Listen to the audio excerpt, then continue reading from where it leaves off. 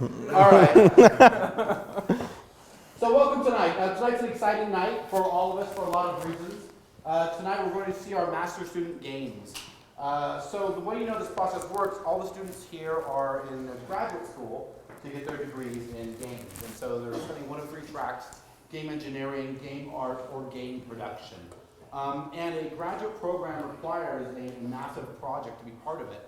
And this game that goes forward will be part of that. And so what we're going to do tonight, we're going to have them sort of talk through their prototypes and their pitches, and then we want your honest to goodness feedback on that. They're dying to hear your feedback, they hear our feedback all the time. We encourage you to be blunt and to be so you know what they're kind of going for.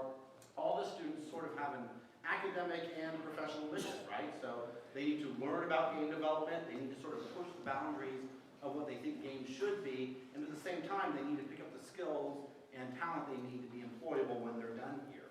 And these games are a big part of that. They work on very large teams, anywhere from as small as 5 to as large as say 15 to 17 people, which is a bigger team than most students work with.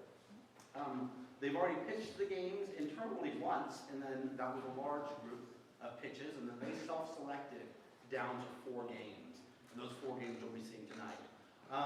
One of the things that we are doing is we are looking at possibly cutting 1 or 2 of the games, right?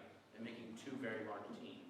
Now, if all 4 games are strong enough, and we think they have the talent to go forward, we'll put all 4 games forward. But if there isn't enough talent or enough personnel to make all of the games, we'll cut them down as necessary. And so your feedback is actually instrumental in that tonight. So they're student games. The way to sort of evaluate them is sort of say they're indie games, right? And even though we'll be making them over the course of 3 semesters, what that really ends up looking like is about 4 man-months, right? Because they're only working on them, say, anywhere from 8 to 20 hours a week. And they have, breaks in there and all that kind of stuff. So it works out to be a fairly short dev cycle if you think about it. And what you want to say is this a game that can fit in with other indie games, other student games? It's a game that has to be able to get attention and to really sing and convey a point without a marketing budget, right? And that's always sort of the trick of these things, is there is no opportunity really for branding, there is no opportunity to sort of sell a market. So it's got to be something that someone can pick up and understand and play. And we help out a little bit with that. We do some PR work for them, they do some PR work. But largely, it's just that kind of work, that reaching out to the public through the press, more than any kind of brand efforts. One of the key elements of these games is that we want them to try to answer a question. And the questions can have many different forms. For example, one of the ones we had from last year was, how can you experience falling? Okay, and that was what their question was they were trying to answer. And so each of these games have thought about a little bit about what's the question you might want to answer. From year 1, you may have seen one of the games that did really well, Erie, was a game that questioned fear and chase mechanics. They really wanted to understand fear and chase mechanics. So the game, you get chased in several different ways. There's part of it where the monster chases you with AI. There's part of it that has triggered events. There's part of it that's funhouse kind of events, dark ride kind of things. And that was all they could sort of test out what worked and didn't work in their game. So all the games tonight, I think, have really clear questions, though.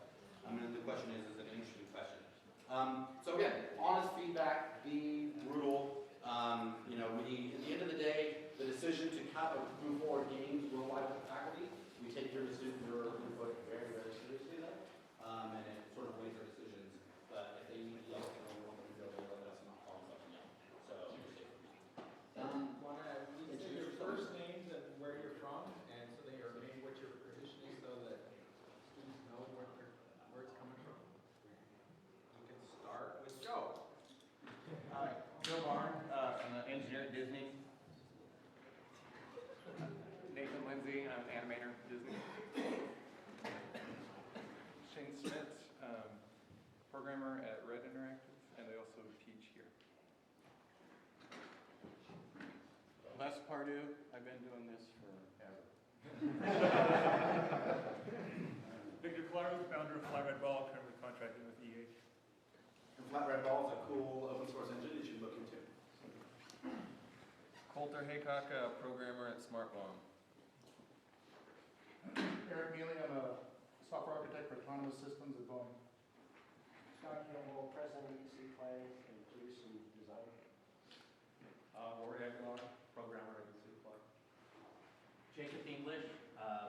artist, animator, and designer at Eastleigh Play. And the Eastern Players are kind of three posters tonight, which is pretty exciting. Michael Dillon, gameplay software engineer at Electronic Arts. Mike, we need to move you over to the front. Come on up. Good. John Paul? John Powell, programmer at Disney. My name is John Nielsen, and I am working with Disney right now as well as a programmer. Ran my own studio, indie studio, for 7 years. Bacon Ranch Games. Is that all of them? I think that's everybody, right?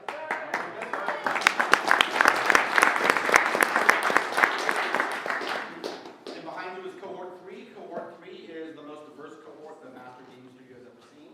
We have students from all over the world, and we're actually really proud of that fact.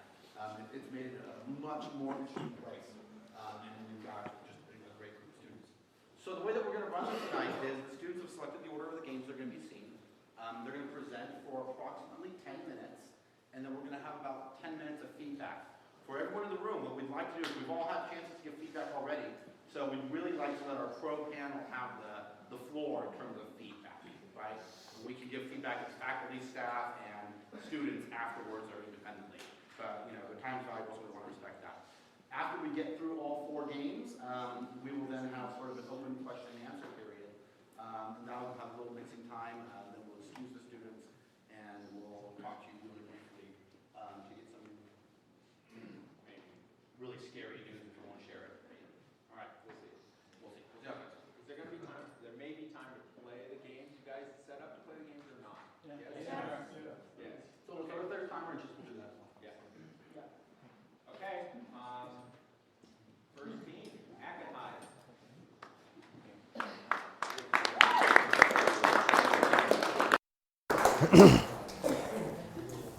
Well, first off, thank you so much for coming, take the time out to meet with us and watch us do our thing here. We are Team Hack and Hide. My name is Zach Truscott. This is Andrew Witz. The rest of our team in the back here, we have Vaibhav, Chris, Nick, AJ, Max, and Kiran. So student loan debt is currently the largest type of consumer debt in the United States, reaching about $1 trillion in 2013. And the defaulted student loan portfolio is worth about $60 billion to the US government and the Department of Education. And right now, 1 in 5 households owe about $25,000 in student debt. That means that sitting in this room, there's definitively more than $500,000 in student loan debt. As most of us know, student loan debt is one of the only types of consumer debt that does not go away after the declaration of bankruptcy. In our game, the Department of Education holds a ruthless grasp on all the records and loans in the nation. Within the headquarters of the Department of Education, they house a computer deep within a vault that holds these records. Entering our protagonists, we have 2 post-college graduate students, one a hacker and one a point man, and their mission, their goal is to infiltrate the Department of Education and destroy that computer. And doing so wipes out all student debt. Now let's introduce you to our world of the game.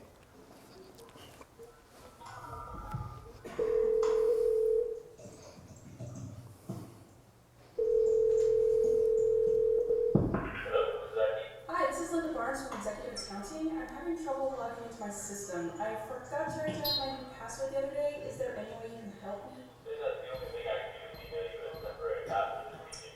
You're a lifesaver. Thank you so much. No problem. Remember to update your credentials to your password. I just need to verify if you do. Can I get your date of birth and the last 4 years of Sure. DOB is 21579 and my social is 5665. Thank you. You should be all set. Thanks again.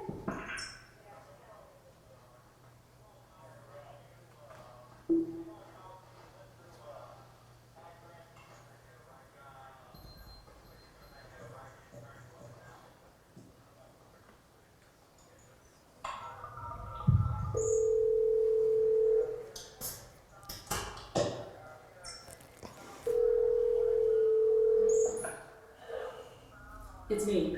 I'm in.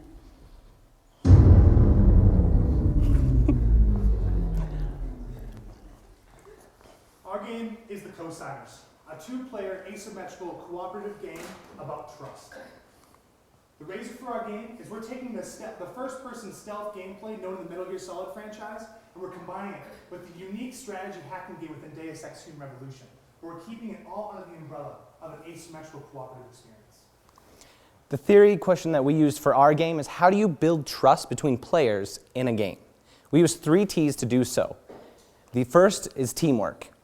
Teamwork, you need to build trust between these players. They need to know that they've got each other's back within the game. Also tension. We create situations which puts those players in the tension situations. And a byproduct of that is trust. So let's get into the character roles of the game. First of all, there's the hacker.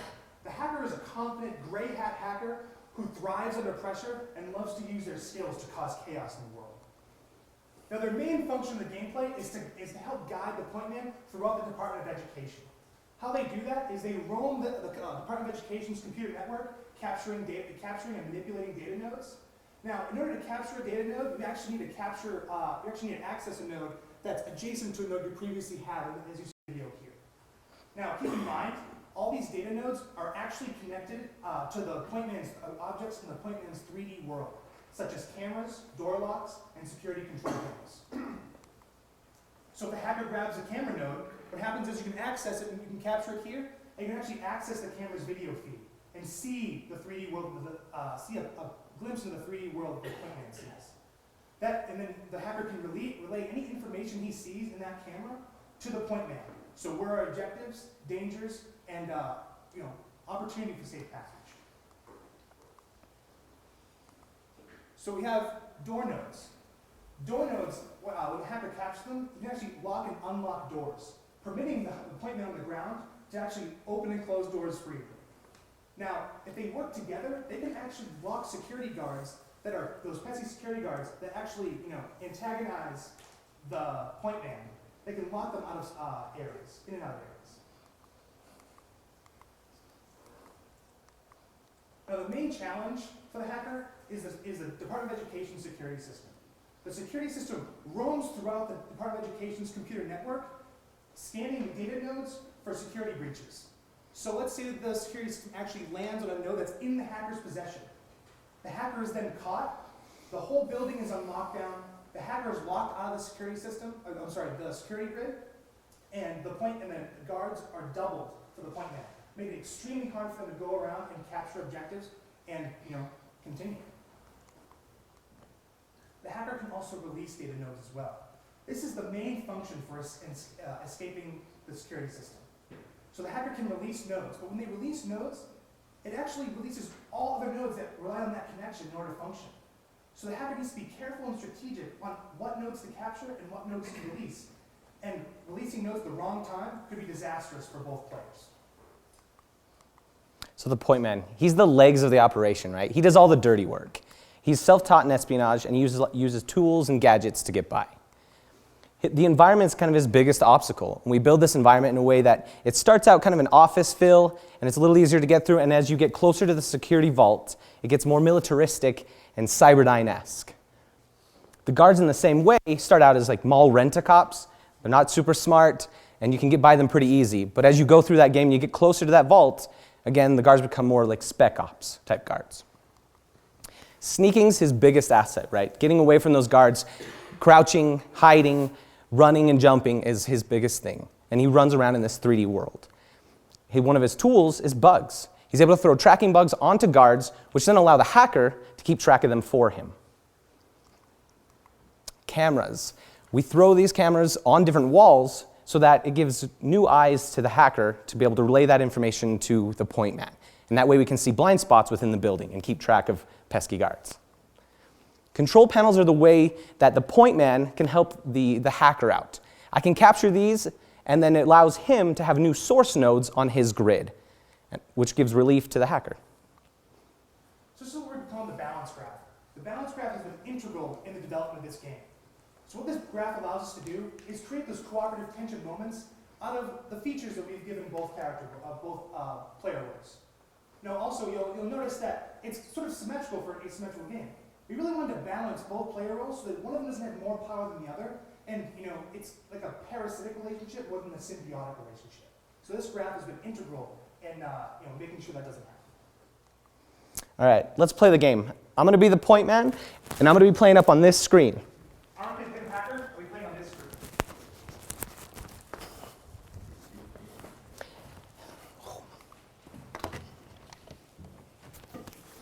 Okay, right here's our load screen, and we're actually playing live over our network. And I've chosen the point man, and we'll start our game. Okay, let's play. All right, so this is a starting screen. All right, I'm going to capture the source node. I can see you're in a trapped room. Yep, unlock me. I'm accessing a camera, and I can see you. All right, I'm going to keep capturing nodes. And the door's unlocked. Excellent. All right. No guards down here. Am I going left? Yeah, you're going to go left. Okay, great. Can you see down this hall up here? No, I can't at all. Can you place a camera? Yeah. That help? Oh, good. You got this door open. Okay, I'm going to hide in here. I see it on the corner to your left. You see anybody coming yet? Nope, not yet. Come on. I don't see any guards. Keep looking behind you, too. Oh, I got one behind. Hold on.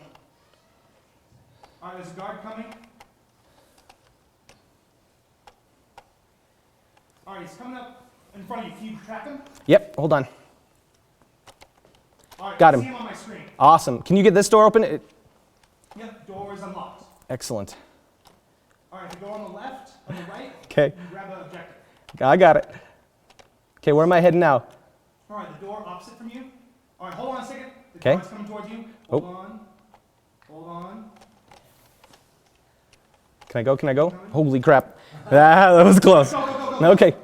Oh, go, go, go. Oh.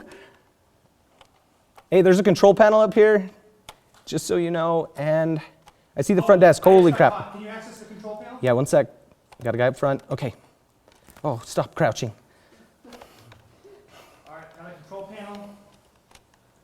Hold on. Okay, I gotta get away from this guy. So grab a camera around the corner. Okay. Oh, All right, there's a security guy. the skirt came out. I'm gonna follow him around. All right, Lock him in. I'm locking him in. All right, he's locked in. Oh gosh. Go up to the, Okay. can you go up to the desk and hide behind the desk? Yeah. Ooh. Peek. All right, don't move. Don't Oh, move. am I going? Am I going across that room? Yep, go to that door. Oh wait, hold on. He's right there, dude. Hold on. Oh boy. I think he's turning around. All right, go. Woo. Go. Okay. Is there an objective in here? Yep. Yeah, there is. Grab it. Awesome. Woo. Nice.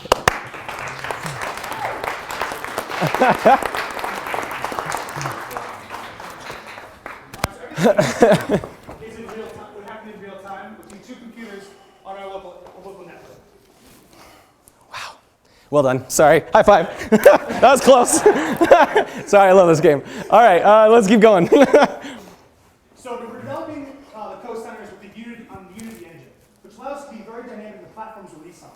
Now, we really love the idea of the hacker playing on an iPad and the playman playing on the PC, and having a really couch cooperative experience between two players that way. And as you see here, we've kind of rethought the interface for the iPad, and the playman just regular first-person shooter controls, WASD, and the mouse. Now, Nintendo and Unity have recently entered into a lucrative licensing agreement, which allows them to which allows Unity to actually have a new compiler for their brand new console.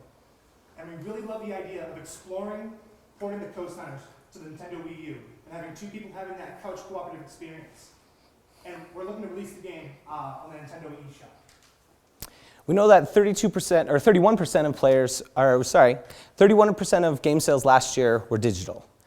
So also, 62% of players are playing with somebody else. And lastly, PS2 was the highest selling console of all time at 150 million. iOS devices as of January were at 500 million, and 100 million of those were just iPads. So we feel that the market we're trying to hit is very lucrative. And lastly, Team Hackathon loves the idea of developing the co-centers in open development. We really love the idea of fresh faces coming in, playing our game, giving us some ideas, play testing constantly. So we look forward to hearing from all of you, our faculty, and our cohort classmates on developing the co-centers. And that's the cosigner. So two-player, asymmetrical, couch cooperative experience. Thank you.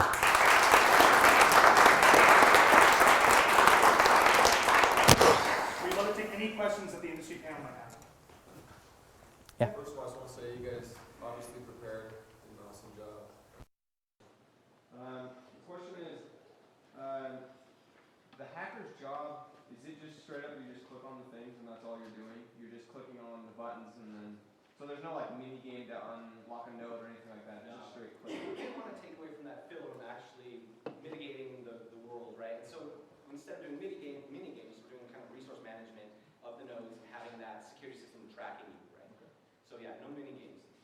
One way I want to focus on the hacker being more of a game in of itself, but not quite an interface to interact with other things.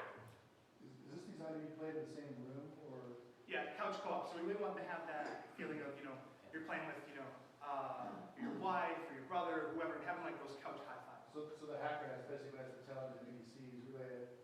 There's no way that he can see the camera. You basically have to tell him where to move on everything. On certain things, so That's good. Yeah. No, absolutely. You're right. Yeah. And I can see stuff like as the hacker, I can see the guard at the front desk and he couldn't, right? So I can relay that information. And we're trying to make that, using that graph, using that dependence. I have stuff to do, he's got stuff to do, we can help each other, and we both can help mitigate the guard and the security system that's tracking. So that's when the guards get smarter as you get closer. I mean, as the Yeah. guards get tougher, are they also smarter? Yeah, we're trying to Do not kind of easy guards at first. use kind of also an alert system. So they start out just walking through, right? It's another day in the job, I got my lunch at lunch hour. But as they see maybe a door that's open that shouldn't be, that heightened sense goes up. And then it goes up from there, and then they can alert the security system, and that starts tracking out the hacker. So kind of that back and forth play. But yeah, so it's kind of done all up to more intelligent spectrum stuff. So it's 100% stealth. There's no offense attacks or weapons or anything like that. We didn't really like the idea of the combat scenario because of the, you are graduate students and, you're maybe fighting spec ops soldiers. But we really have it using, playing with that stealth as an offensive weapon of like, hey, I'm over here, and there's like a chase sequence, and they both have to work together to kind of trap guards in a room, and that's how, you get rid of enemies and, things like that. You guys have played a lot. Does one feel more fun than the other? Or do you feel fun the balance between the two? I feel like we're doing a really good job of balancing it, and we've added those features to both, and I think we have other features we'd like to add to increase that funness. But so what would be that one fun objective in each one? What is it for the hacker? What is it for the point man? For the hacker, I think sneaking around is sort of fun. Those guards, like you saw, it pops out of nowhere, and you're like, ah! It freaks you out, right? And the hacker side, I love. I don't know what you love. You're the hacker, so. I mean, the hacker's really fun because both players are playing a cat and mouse game with the antagonists, right? Between the guards and the point man, and also the security system. We've actually tuned it to be really, really evil in some ways of like, cutting you off and seeing like, we have the idea of anomalies being detected, and all of a sudden it teleports close to you, and now you're kind of freaking out in sort of the same way that the guard is freaking out. But our quintessential gameplay mode would be both players have sort of objective they need to complete, or job they need to do, but you're yelling at each other next to each other, like, open the door, the security system's right on my tail, I can't do it yet, having those kind of moments, and then when you actually complete that objective, you have that, that high five moment together, like, yeah, we totally did it. So does it feel kind of like split screen, both looking at each other's screen, or? Sometimes, yeah, sometimes you can't help it, like, what is he doing and taking so long, right? So, yeah. Is there a reason why you went with an abstract representation for the hacker as opposed to wiring within a schematic on a? Do you mean like why it's not everything's not typed in, or why it's more? No, visually, when I look at the stealth mode, okay, I see these rooms and I see that, but I look at the hacker thing, they don't seem to correlate to me. I'm not getting it, okay? Oh, actually, I have the exact same thought. I think it was just really hard to see. There was a schematic. Since I was this close, you could, it was, and that's probably visual on your side, you couldn't see the doors. There were hallways and doors. Yeah. There was a schematic, very faint. It is actually, it goes down right onto the view of the That building that we're playing in, and it has the doors and walls. Yeah, because I was completely Right. confused as to what you were Yeah. doing and how it was relating to what you were doing. And I think that needs to be strengthened if you're sure of success.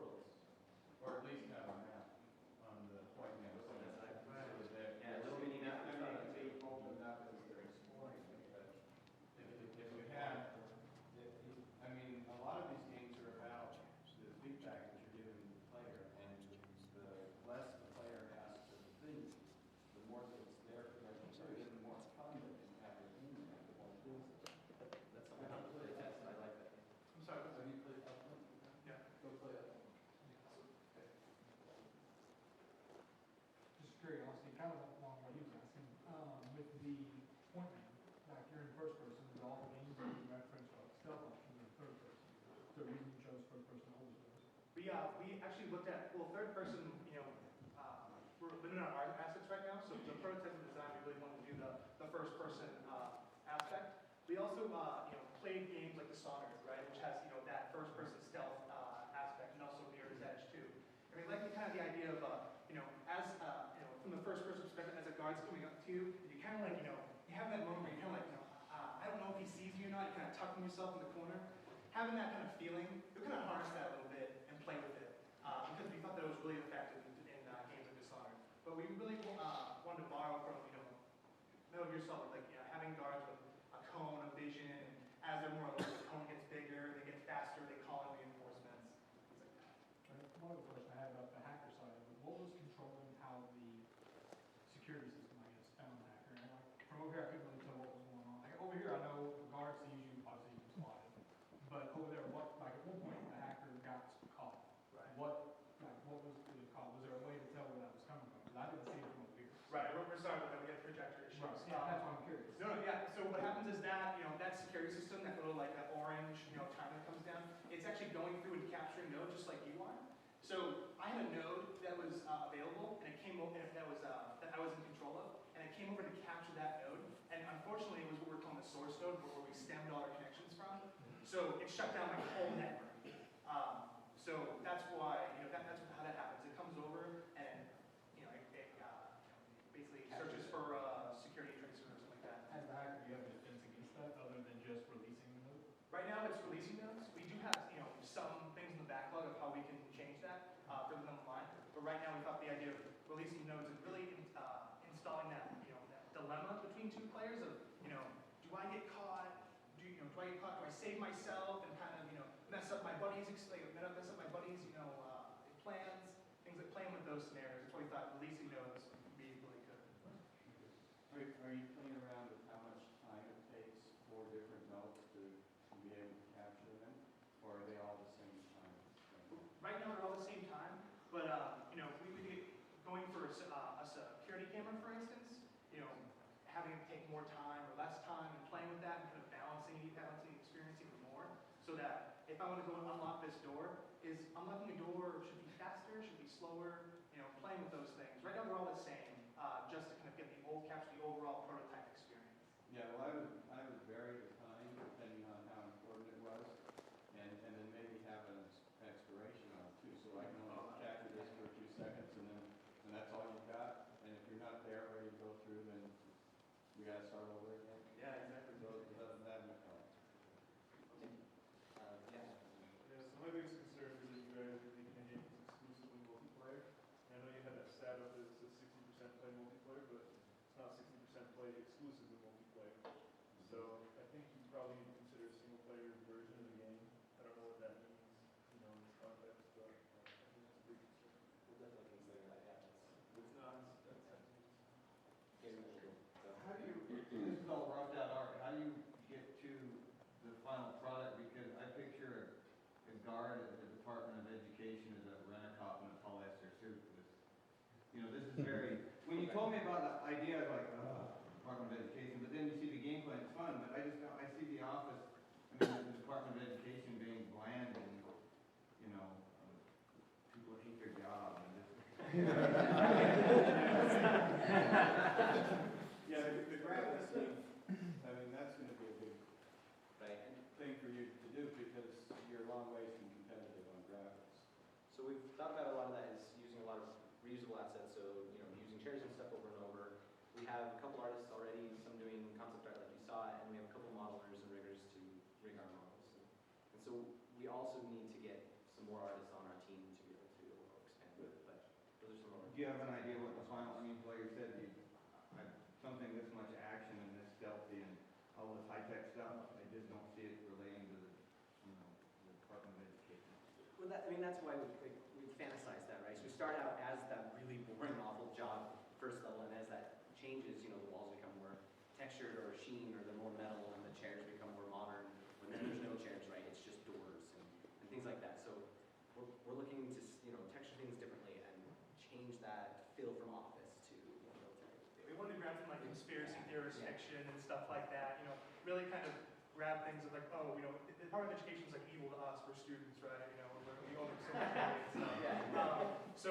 You really kind of tap into that and kind of, you know, make Hollywood versions of like, you know, the hacker and like that, have an experience and has not experience with that. Yeah, these types of games are very, very labor intensive, particularly if you want to be even semi-competitive on the graphics. And my concern is that this is not a 4-man project by any stretch of the imagination. I mean, this is huge.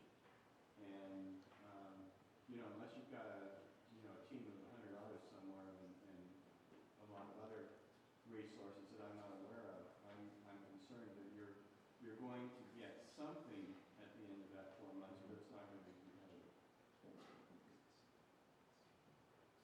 So, sorry, have you seen Erie, that game that I created? They did it in the same time period we did, and they were very successful in getting a lot of that content in, right? Like, they have a lot of details, it's just art stuff, right? And so we feel, having seen that, I think we can get to that level. It is a big concern of ours, the art side, so that's stuff that us as producers are really looking into and trying to grab more and more of. So yeah, that's at the top of our list of things we need to do. Well, let's say that and then we'll hear you. Raise his hand forever. I was wondering if you could elaborate more on the objectives of the wingman. Is it always just getting to one spot, or is there more in-depth stuff that occurs later on?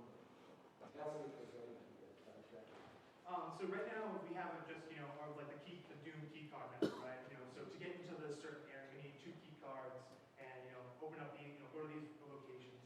Later on, we're hoping to actually have, you know, sort of, you have VIP guys where they, you know, you need this guy to go through this door. And once he does, you have that window of opportunity to go in there with him or something like that. You know, play with certain objectives and not just have it be, you know, a collection mechanic. Think of, you know, you need a password from here, you need a card from here, you need this. We have some plans down the line for how we can really kind of make it more fun and have different experiences for the player, and also for the hacker too. We want to, you know, have exciting experience on both sides of it. Sorry. Yeah. Maybe you said this and I missed it, but I'm interested in the scope. If this is something where you sit down and replay it a lot like it's a, hey, let's play a game of cosigners, or is this like a multi-hour, we're getting deeper into the system? I would say you could play a level, you know, like, hey, we got 20 minutes, let's play this level, get through it, and then fail over and over, right? Or you can do kind of both. So we're thinking of doing more of each kind of level of the Department of Education. It has like 2 areas in it, and there's 3 levels, so around six I guess, levels or areas to work through. So it's not just a quick casual, like, you'll be saving. Yeah, it would be more of sitting down and playing, not like, yeah. Okay, let's take one last question, and then what I'd like to do, so you can start thinking about it, is do a really quick flash round where you say really quickly what your biggest concern for this game is, so they can address it as they move forward. So who wants the last question? I was just wondering, you know, lots of replay value, and are you targeting a certain number of hours that this game will? We want to have some replay value. We want to basically challenge 2 players to go through a level, and maybe they don't, you know, we have side objectives they didn't complete yet, which might be valuable in, you know, sort of kind of a scoring mechanic, so that, you know, there's levels of success in the game. We want replayability. We want, you know, let's go in this level 2. You know, let's go level 2 like in the food court area, and let's really get all these objectives this time. Because last time I got 3 and you only got 2, and we missed a bunch. So having replayability that way of let's play area 5, let's play area 6. Okay, so if we can just go down the line really quick, if you can say a comment or concern that you have, your pick, and then we'll move on to the next team. So we'll start at Sven. My biggest concern is the fact that in a game like this, someone might get bored being one or the other, and you wanting to reverse roles. And the only way I see that happening is if you have something like the Wii U or some. I think you limit your audience unless, you know, people can do both playing this simultaneously. You know, it's app independent. You know, so that's my biggest concern. Excellent.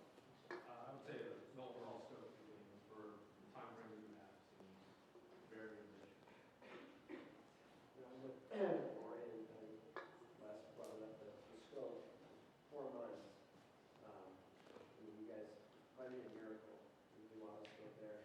And then the other thing was, it just feels more like a one player where I'm not going to get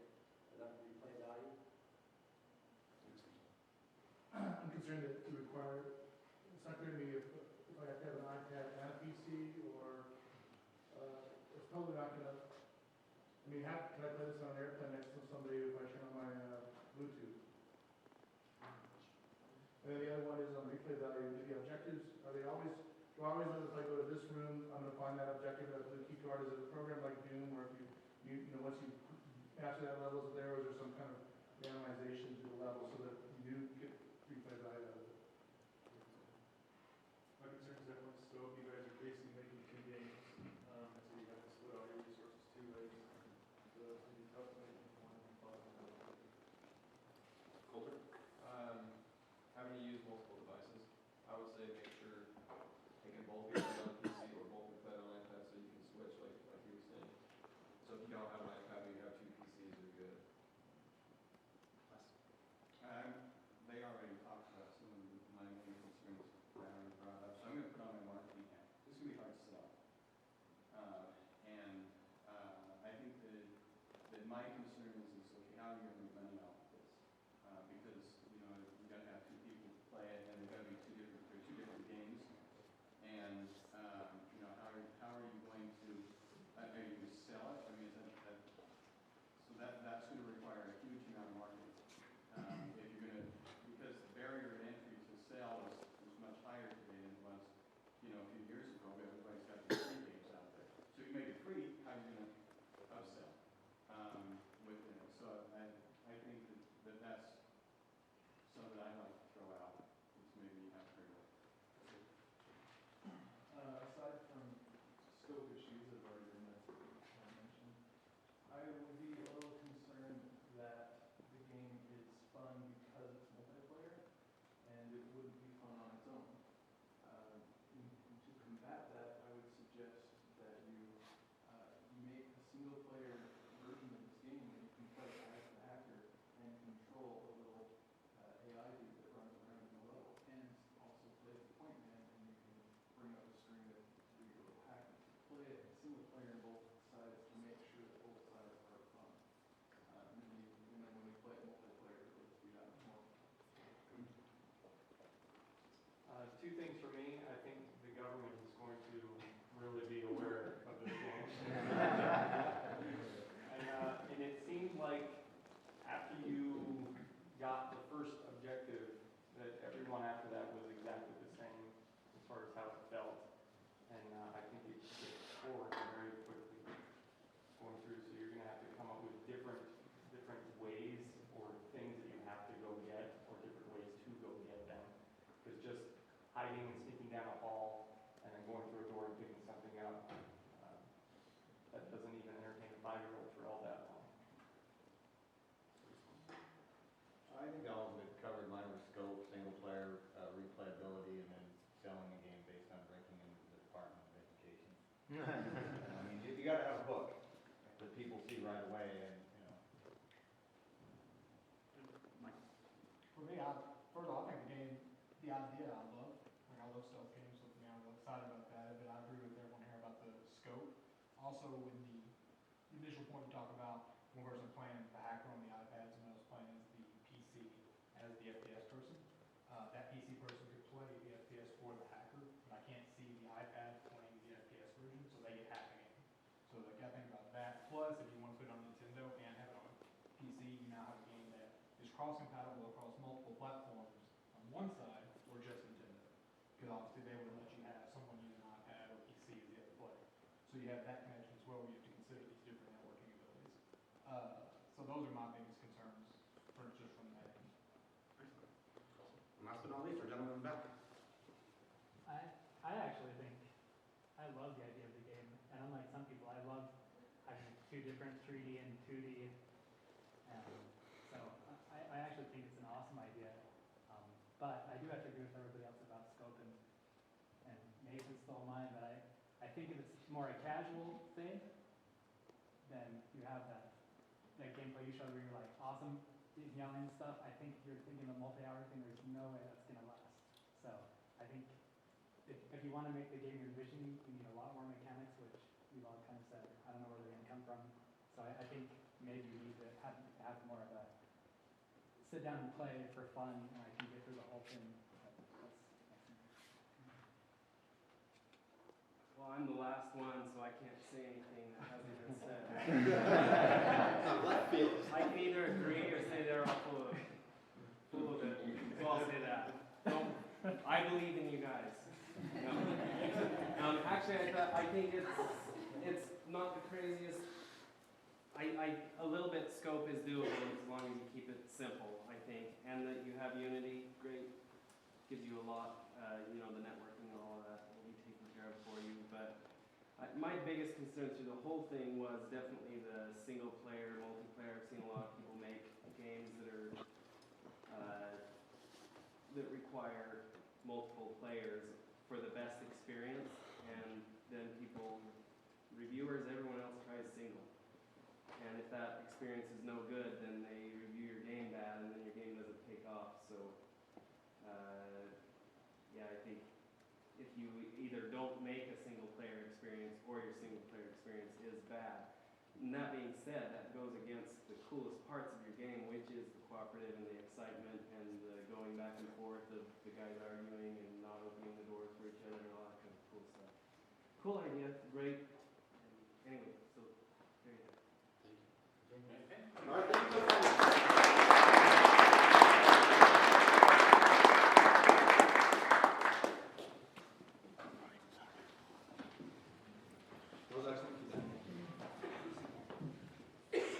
All right, and what team do we have up next? Rover Rescue. Rover Rescue will be up next.